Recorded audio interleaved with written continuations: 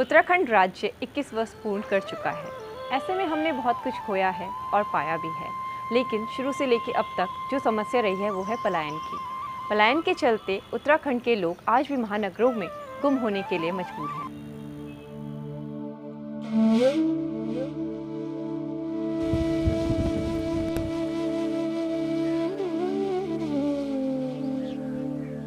Zoom in कर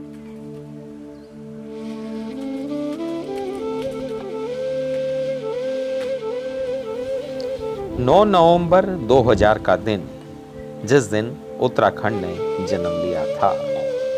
21 साल बीत गए, स्थिति आज भी जस की तस बनी है।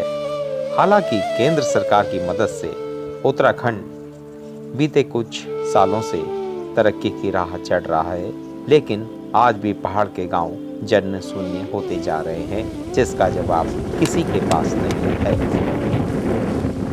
जबकि राज्य गठन का तो उद्देश्य ये था कि वहाँ मूलभूत सुविधाएं पहाड़ पे जुटाई जाती, वहाँ से विकास की शुरुआत वहाँ से होनी चाहिए थी, पहाड़ से, जो नहीं हो पाया। तो इसलिए चूंकि वहाँ से आबादी का पलायन हो रहा है, इसलिए नेतागण भी नीचे आ रहे हैं। उनको भी सुविधा चाहिए, उनको ये चाहिए कि मैदान की जो कॉन्स्टिट्यूंसीज हैं वो 20-30 किलोमीटर के भीतर पूरी चुनाव क्षेत्र है। लेकिन जो पहाड़ के चुनाव क्षेत्र हैं, मसलन गंगोत्री है, यमुनोत्री है या बद्रीनाथ, केदारनाथ, ये जो चुनाव क्षेत्र हैं ये तो सैकड़ों किलोमीटर दूर तक फैले हुए हैं। तो वहाँ उतना लंबा चक्कर नहीं लगाना चाहते हैं, इसलिए वो मैदान में आ रहे हैं, या उनको ज़्यादा सुविधापूर्ण लगता है। फिर दूसरी चीज़ एक ये है कि जो पहाड़ के लोग हैं वो कंपैरेटिवली ज़्यादा अवेयर भी हैं और वो सवाल भी करते हैं।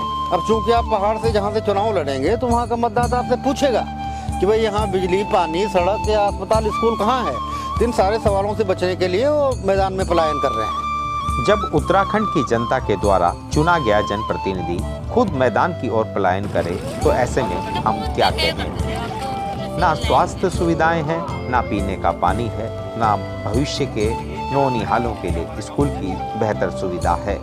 ऐसे में पहाड़ की जनता पहाड़ पर जिए तो जिए कैसे, ये प्रश्न आज भी यक्ष प्रश्न बनकर सामने उभरता रहता है।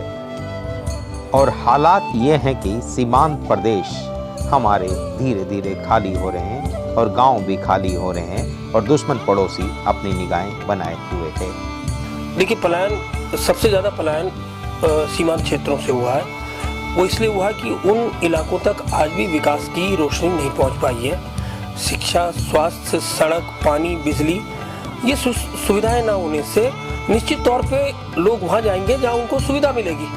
और उनके पलायन का नुकसान ये हुआ कि सीमांत क्षेत्र खाली होते गए और जो सूचना के सबसे सुगम स्रोत थे, सबसे बढ़िया स्रोत थे, जहाँ विदेशी गतिविधियों की सूचनाएं सबसे पहले मिलती थी, उनकी वजह से वो गतिविधियां बढ़ गई कि खाली होने से वो सूचना नहीं मिल पा रही है और वो बड़ा नुकसान है। अभी हाल में एक सीमांत क्षेत्र के दौरे पे एक स्थानीय आदमी ने बताया कि देखिए, सड़कें तो उत्तराखंड सरकार या भारत सरकार बना रही है, लेकिन कुछ सालों बाद इनका उपयोग चीन करेगा। वो केवल इसलिए कह रहे थे कि कुछ सालों बाद जब वहाँ जनता ही नहीं होगी और चीन की पूरी गतिविधि सीमांत क्षेत्रों में है और चीन सीमांत क्षेत्रों में लगातार विकास की योजना बना रहा है, सड़क बना रहा है, हवाई अड्डे बना रहा है, हेलीपैड बना रहा है, स्कूल, कॉलेज और हॉस्पिटल बना रहा है अपने सैनिकों के लिए, तो और वो गतिविधियों के बारे में सूचना हमें वो लोग देते थे जो सीमांत क्षेत्र में रहते थे। एक और बड़ा नुकसान पर्यावरण का हो गया।